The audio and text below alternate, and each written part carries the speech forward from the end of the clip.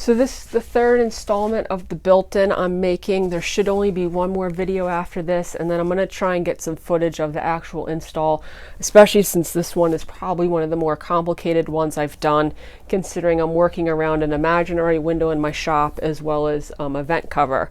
But this intro is going to be pretty short because I've already started editing this video and it's already quite long. The bulk of this video is going to be building the two bookcases. One of them is going to go on the other side but didn't fit in frame. My ceilings are not 8 feet tall, so the hardest part of these builds is always kind of dealing with the fact I usually have to build them in two separate planes because I can't stack them. But pretty self-explanatory. The construction for the bookcases is very similar to the base cabinets, and then the face frame on the top as well. So I'll show you how I did all that, but it's going to be pretty much a rinse and repeat process from the base cabinets. You could tell this is the top portion of the built-in, so the lights that are going in the built-in will go up here, as well as there will be crown right about here hitting the ceiling. So that and the vent cover are pretty much the last things I have to deal with before bringing it to the space. And with this one, because there's so many parts to it, there'll be a lot of fitting on site, so I'll try and get some footage of that. So I have these laid out just like they would be in space. This is blank. Now someone mentioned why I didn't put a false door here, and I think I might ask him about putting some sort of decorative finish on the top just to make it not look like a blank panel, but he wanted it symmetrical. So if you put a false door here, it would only be big enough for one panel, and he didn't want that to have an odd number on this side, so that's why it's blank. As far as over here, I'm going to start this one bookcase. So he wants the styles to be a continuous width, so that's pretty simple. I'm going to make it a continuous width. Nice glare from the light. So that it matches with down here, obviously. And then, so I already marked out my style is going to be here. And then the depth of these is going to match the depth of the cabinets, which is 11.5. But my face frame on these is also going to be 3/4, so I'm only making the depth of the cabinets 10 3/4. The height is a little bit tricky because these are only going up about 11 inches short of the ceiling. They're going to ride right with the height of the window. And then he's going to have lights up here and then crown on top. But in order to attach this false panel, in a sense, to everything, what I'm going to do is, you can kind of see in my drawing, I'm going to make the case of the bookshelf taller and not put a face frame up top, so that I'll easily be able to attach this panel across the top. So I think for these, this measurement is 71 from the top of the planking to the ceiling, so I'm going to make these about 68 inches, which will be 3 inches shy of the ceiling, which is going to be plenty of room for play, but enough to be able to attach this false panel up here. So that's what that is, height 68. Then over on this side, the shelving is going to come to about here, but this is going to be 1.25 inches, and I'm going to have a false panel on the side. The main reason for that is, once again, to kind of match the original a little bit. He wants there to be a little bit of a thicker style against the window, but also because I could screw all these together, put a 1/4 inch false panel on this side to cover all those screws. It's just going to make life a little bit easier, and it will build up that thickness to give me about 1.25 inch style, so it doesn't look weird over here with just a 3/4 inch piece. Be a little bit thicker. It will also match, this light's getting on my nerves, it will also match the runners of the shelves, which are going to be thicker because these are pretty wide shelves. I believe on this side they're over 36, which is when you start to need to put a runner on there, so it will match that edge thickness as well. So I'm going to start by cutting up the rest of my 3/4 inch ply. I cut these to rough size because I could cut it pretty easily at about 24 inches in my shop. So one side's a little bit bigger. I think I cut these at 22. So I'm going to cut 2 sheets down to those measurements because, like I said, my depth is, I believe, 10 3/4. And that way I'll be able to get 2 sheets of 10 3/4 out of one of those chunks, and then the shelves will be cut out of the bigger side. So that's basically what I'm doing. So you can see I moved my fence, and now I'm cutting my 4 sides. Even though the one cabinet is going to be smaller, their shelving layout and where the dados are going to be identical, and the depth and all of that is the same. So the only difference is going to be the width of the shelves. So I could cut all these at once. You can see I'm cutting these down to 10 3/4 right now. So I'll have 4 of those. Once that's done, this is an 8-foot sheet, so I could cut off that little bit at the top to get that 68 inches I'm looking for. Obviously I'm going to do this on all 4 pieces. I'm just rough cutting that because this won't hit the ceiling. It's just pretty much a guide for putting the panel on top. So once all that was done, I did a little bit of math. I took out the base as well as the top, which I measured on site, and that left me with that's 36 inches. So from the total, this is his ceiling's 95 inches. I could subtract those 2 numbers and get the height of the shelving, because this has to ride just below the top of the window. So that was 58. That's my top mark there, and then I just used a piece of ply in order to draw where a shelf would be, because there's going to be a shelf there. Then I came down 3 inches because 4 sheets of plywood, this is going to have 4 shelves, equals 3 inches because they're 3/4 inch thick each. With that leftover bit, I have about 55 inches. I divided that by 4 for 4 shelves, and it came to 13 3/4, and that's going to be my spacing. My spacing, once I spaced it out at 13 3/4, it was a little bit off up top, so my spacing ended up being 13 7/8. You can see I do 13 7/8, I draw the thickness of a shelf, do 13 7/8, and draw the thickness of the shelf. If you don't account for the thickness of the shelves, and you just do centers, you'll end up with uneven shelving. This is the way to get it so that all my spacing is perfect, is accounting for those shelves. You can see I only laid out 1 board. This 1 board will be my master, and then I could cut all of my dados based on this 1 board. That's because I usually cut the dados on the table saw, but when you're doing longer boards like this, it's easier on the radial arm saw. So I put a dado stack in the radial arm saw, and I'm just going to use stops to cut all of these. So I'll set up the first cut based on my master, and then I'll go through and cut all of the other 3 panels based off that stop. So the first test cut was a little bit high. I want to go about halfway through the ply, so I make that first test cut, and then I could go through and cut the rest of them.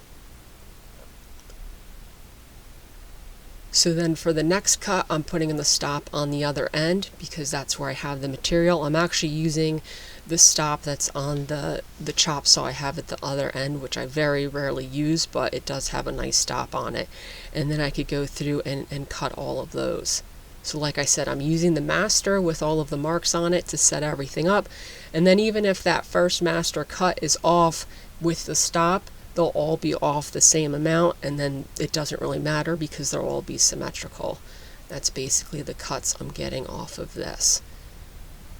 So two of the cuts, the stop was on the chop saw end, and then the last 2 cuts, the stops were towards the radial arm saw side.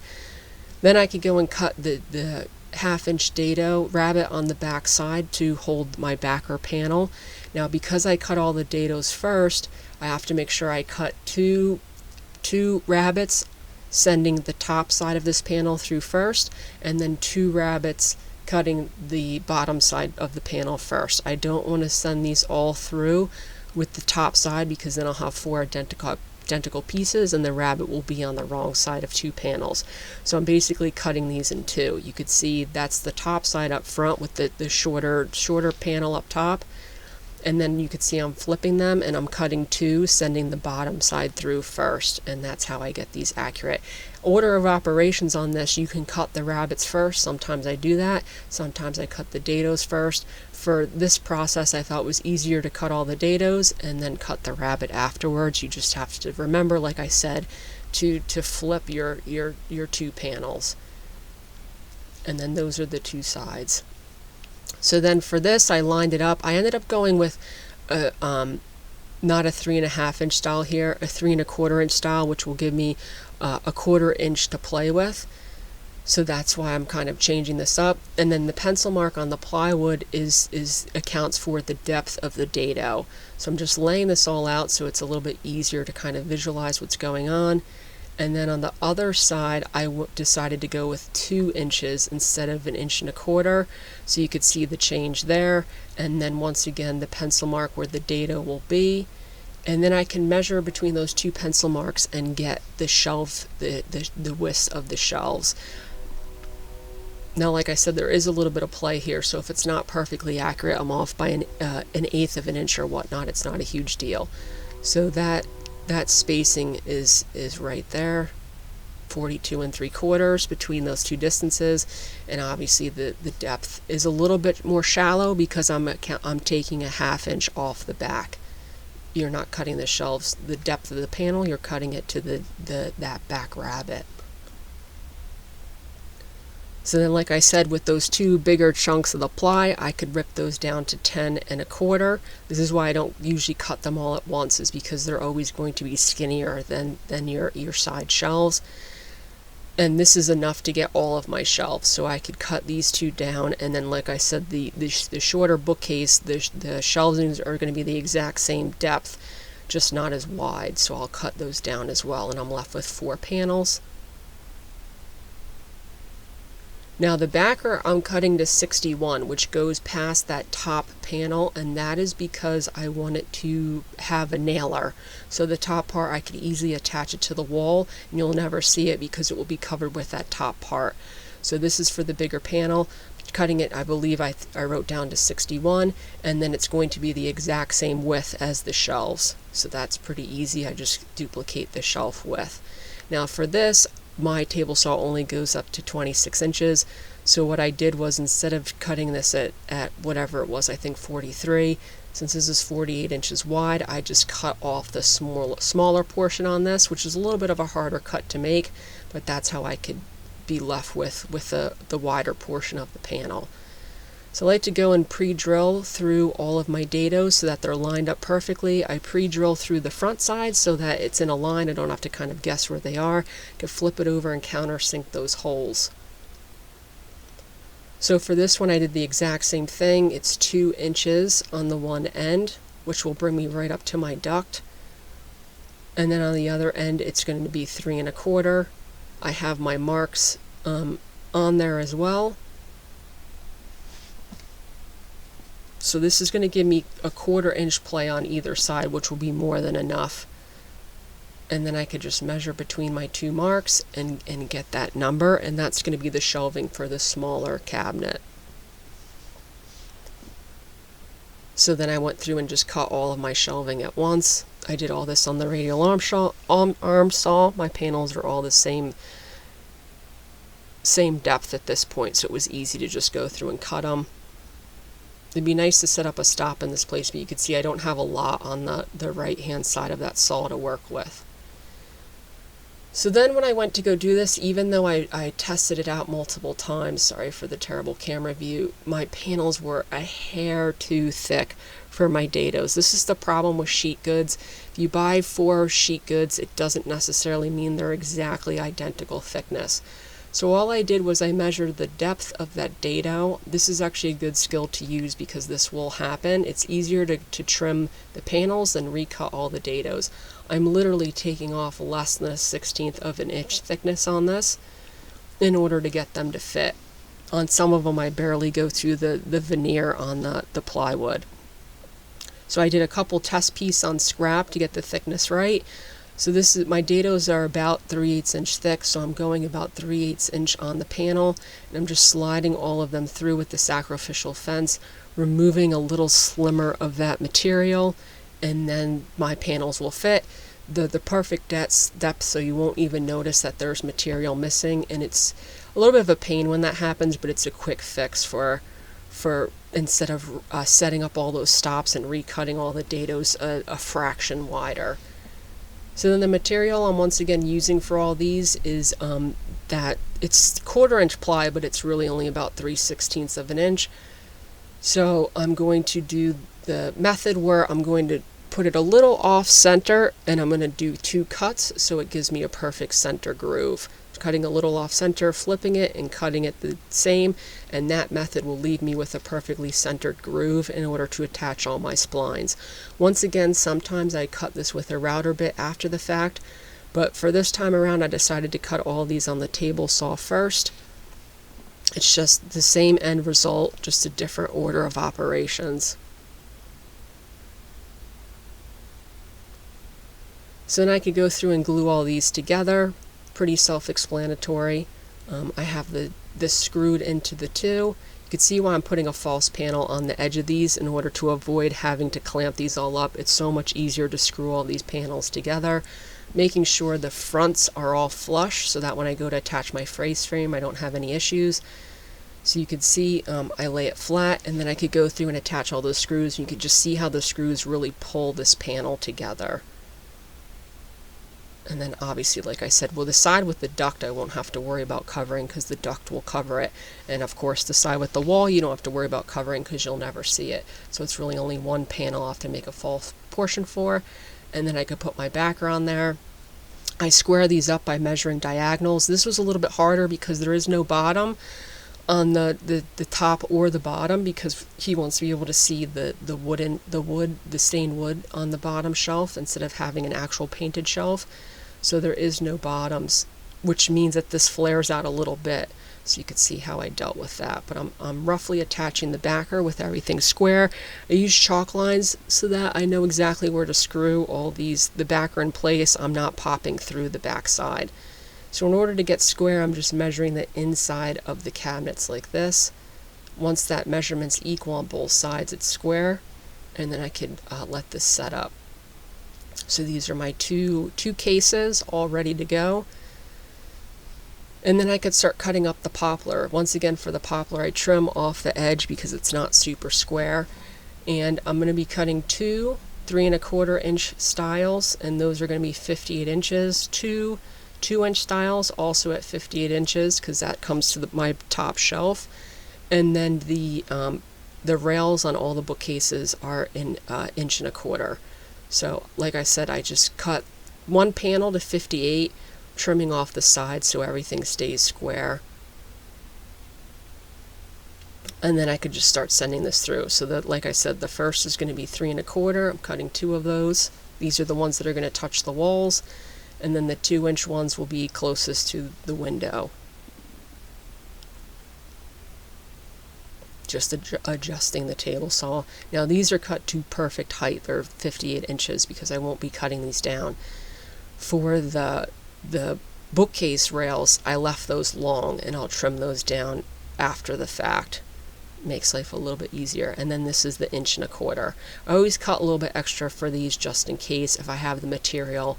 Any miscuts, it's not a huge deal. So 3 are going to be at 44 inches, 3 at 30 inches, and those are the rails for the bookshelf. This is my stack of pieces.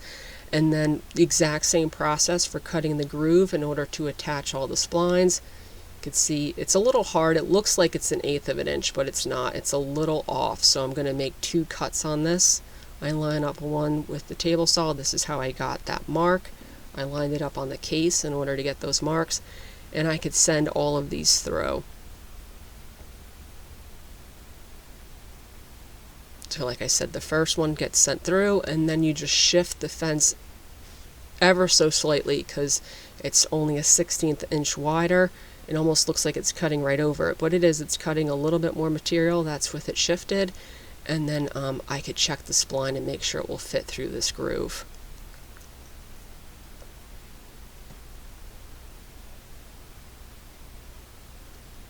So with that in place, the groove altogether is about 1 inch. I usually cut my splines a little shallow, so I cut them at 7/8 just in case there's a little bump in the material for where the table saw didn't cut perfectly. You don't have to try and find it and figure it out. So I cut these little shallow.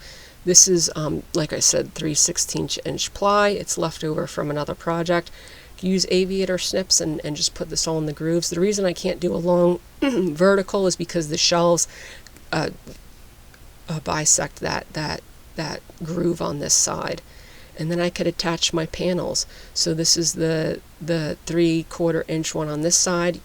Now my panels are a tight fit, which is what I want on these. I want everything to be a nice tight fit. This is the 2-incher on this side, and then once those are in place, I could take a measurement for my shelves.